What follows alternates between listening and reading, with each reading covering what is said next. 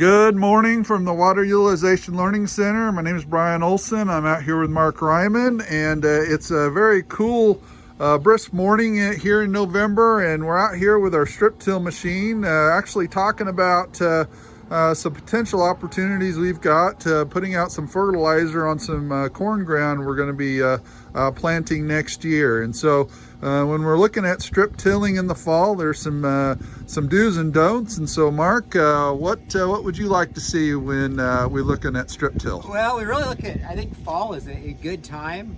Usually with our slow harvest here, we end up in the spring, but the springs have been very challenging, very wet.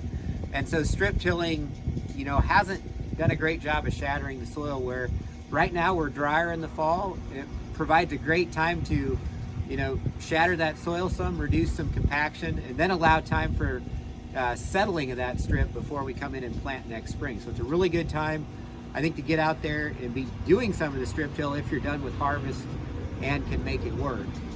Yeah, so that brings up a good point. So I have personally seen this a number of times when we get the strip tilling in the fall.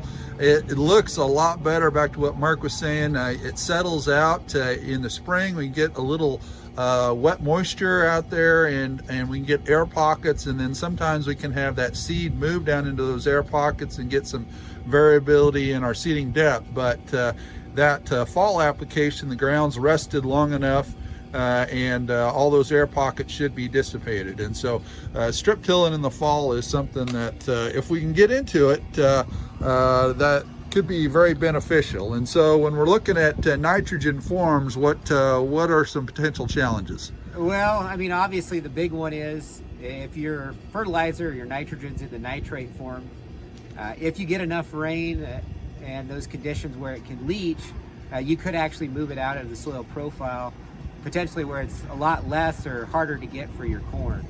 So in the fall, what we typically look at is anhydrous ammonia applications, probably at that 6 to 8 inch depth, and we want to have those soil temperatures less than 50 degrees so we're not converting that ammonium to nitrate during the winter months, basically. So it's not as available to leaching in the spring. But as we move farther west, obviously the chances of us leaching nitrates out of the bottom of the profile is much less, because again, we've got less overall precipitation. And so what would be the usability of more liquid forms out west, Mark? They would be a little bit better, because you don't have that potential for as much rainfall to cause that leaching. If you are looking at liquid fertilizers and it is fall, you do want to look at what those salt out temperatures are. If you're running 32, that's 32 degrees. Ammonium thiosulfate is actually 40 degrees. And as you get to like 2800, you're looking at 0 degrees for salt out temperatures. So those are just some things to keep in mind if you are running that liquid fertilizer out there. And so when we're just to kind of review for our farmers, when we are talking about salt out, if we had a liquid in here and it started salting out, what would be going on with that fertilizer mixture? Basically, you just have a lot of little white salt pellets at the bottom that plug all your screens up. I've done it before, so that's experience. You do not want to deal with that in any of your equipment if you can avoid it.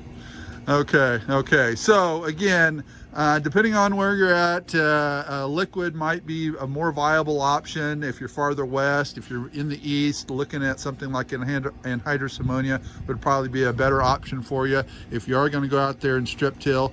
Right now, the soil temperature is at that 35 degrees for here at the Learning Center.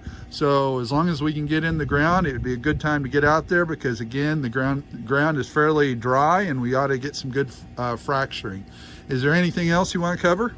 Sure. So we didn't mention, your phosphorus and maybe some of those other nutrients that are less mobile. Fall's a great time to apply them if you can. If you've done your soil testing and you know what you need, it's a good time to take advantage of it if, we don't get snow cover or frozen weather conditions. Okay, well with that, we'll wrap it up, and we appreciate your time, and we'll talk to you in the future about other agronomic topics from the Learning Center. Thanks for watching this video from the Gothenburg Water Utilization Learning Center. For more information, please call 308-537-4500.